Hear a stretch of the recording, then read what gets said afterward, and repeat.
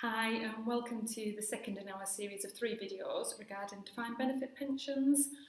In the first video we looked at some of the more practical considerations at a firm level, and this one will just look at a few of the more technical details of actual defined benefit schemes and some things to be mindful of.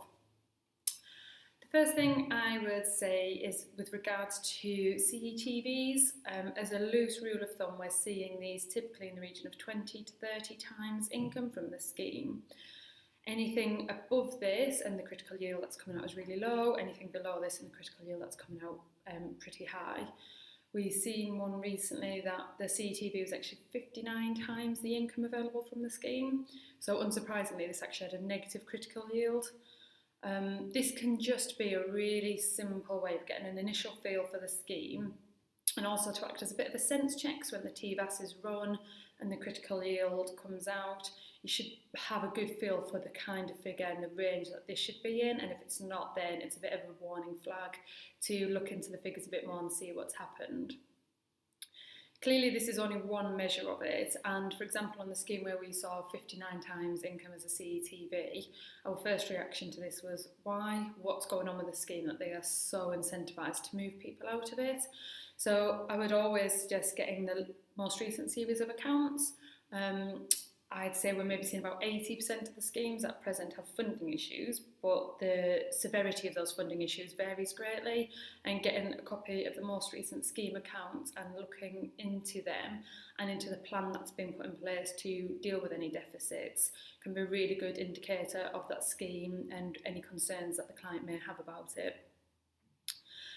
Clearly, if the scheme does have deficit and there is funding issues, then it may be a case of it going to the Pension Protection Fund. The limits on the Pension Protection Fund of 90% of income for those who are not yet at retirement age, no escalation on pre-97 benefits, and a cap on the income can all be quite restrictive.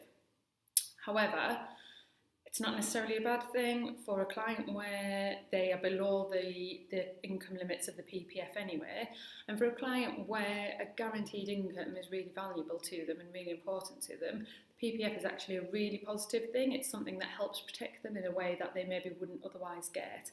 So a small deficit on a scheme isn't necessarily a bad thing. The potential for a scheme to go to a PPF isn't necessarily a bad thing. It's very much down to the client's individual circumstances and their entitlements within the defined benefit scheme. Just a reminder of the changes in GMP revaluation since the introduction of the flat rate pension, or the flat rate state pension. So previously the state would cover any increases in pre-88 GMP as well as the post-88 GMP increases in excess of 3%, with the first 3% paid by the scheme. This would be being paid alongside their state pension once they reach their normal state pension age. Since April 2016, when the flat rate state pension came in, that's all changed. So a test was done on the 6th of April last year, and this looked at an individual's protected GMP benefits, and if that, in addition to their existing basic state pension entitlement, was more than the projected flat rate state pension that they will get, they were given a protected payment, and this protected payment alongside their flat rate pension is now the only way in which the state will pay GMP revaluation benefits.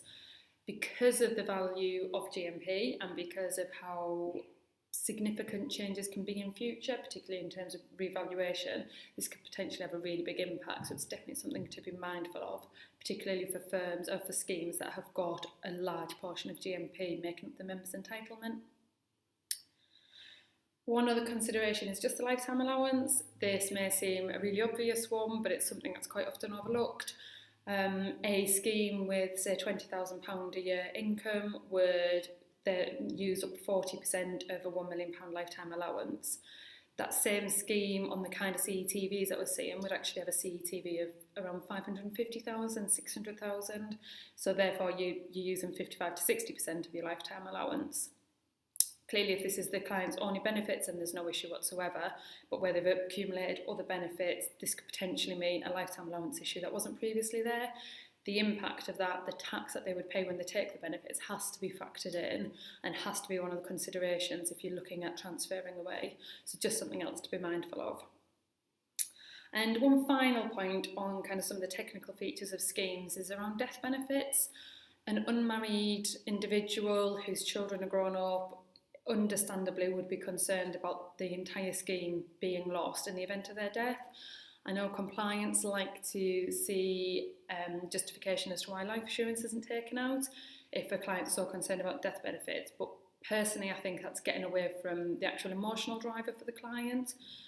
It's not so much that they desperately need the death benefits, it's more that they don't see why that should be lost on their death, and I can see that, I completely understand that. One thing to be aware of is just because they're not married doesn't mean that the scheme wouldn't provide for them. We've seen schemes where as long as a financial dependence can be proven between the member and another party, it could be a boyfriend, girlfriend, somebody they've been with a long time, then a scheme will very often consider counting them as a dependent.